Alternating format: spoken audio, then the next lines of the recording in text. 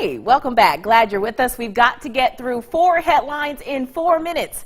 I know the clock is already ticking, so let's begin.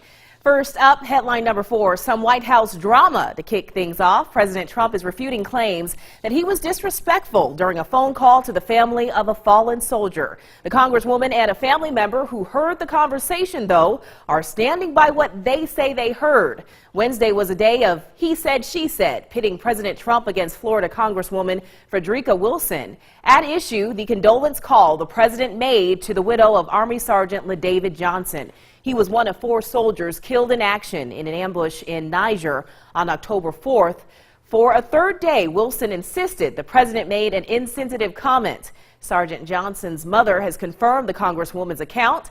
The president insisted via tweet he has proof of the contrary. The White House didn't specifically refute those exact words were said, but Press Secretary Sarah Sanders says she took issue with the Congresswoman and the press for portraying the call as anything but sincere and respectful.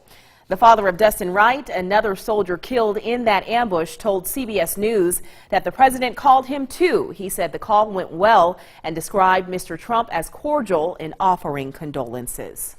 Well, here's headline number 3. New details about that ambush in Niger that killed 4 soldiers. 4 fallen Green Berets were killed during that ambush attack in northern Africa about 2 weeks ago. In a pre-mission briefing, they were told no enemy contact expected, but the group, about 40 in all, were attacked by militants who the Pentagon now believes are part of an offshoot of ISIS.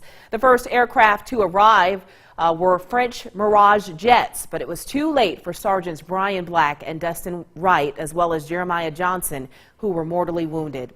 Sergeant LaDavid Johnson was also killed. His body was not recovered until 2 days later. His wife is expecting their 3rd child. Again, the issue of how these Gold Star families are treated has now become a political football, if you will. On Wednesday, the White House said the president mailed a $25,000 personal check to the family of an Army corporal who had been killed in Afghanistan. His family says they have not yet received it. Now, a similar controversy happened after President Obama was delayed in writing a check to memorialize ISIS hostage Kayla Mueller.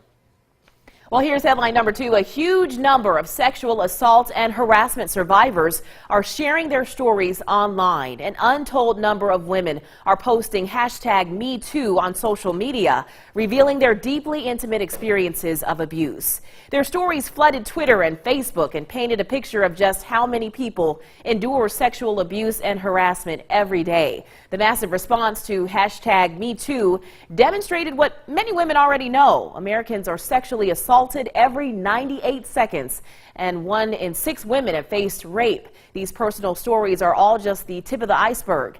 Many of the women speaking out say they want to spread a greater understanding of how often harassment actually happens in our society. Some women online are calling for men to admit when they have harassed or assaulted someone. As a result, the #IHave is appearing on social media. Well, here's headline number 1. The office should be a place where employees can focus on getting work done. But a good share of lesbian, gay, bisexual, and transgender workers say they're getting harassed on the job. Here's headline number 1. Workplace bullying is our topic. About 4 out of 10 LGBTQ workers report feeling bullied at work, according to a new study from CareerBuilder. The survey was released on GLAAD's Spirit Day, which seeks to raise awareness of the bullying LGBTQ people often face. The majority of those who said they were bullied said it was by one person, while about 13% said it happened in a group setting. The number of LGBT workers with concerns about workplace bullying has grown since the 2016 election. If you'll remember, President Donald Trump earlier this year announced a ban on transgender service members in the military, while the White House's LGBT rights page disappeared after he took office in January. Experts say workers who are experiencing bullying should take notes to document their interactions with the bully and keep them in a safe place.